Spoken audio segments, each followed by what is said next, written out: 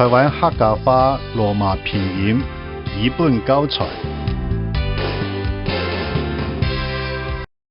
本书是纪念编写客家白话诗教科书，并热心推行嘅前辈方广成牧师。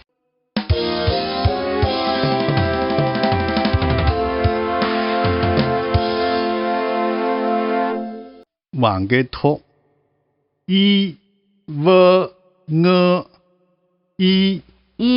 v ng am yam ngam an yan van ngan ang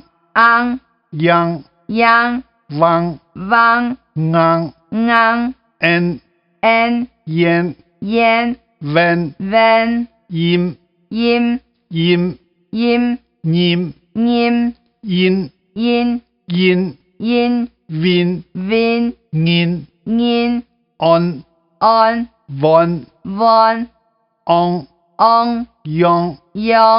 vong ngong wun yun wun yung wong yam nyam nyang yem ngem yen nyen yon nyon yong nyong yun ngün yung nyong yam nyam nyang yem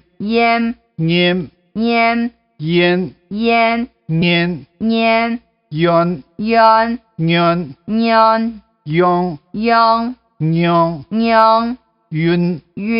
ngün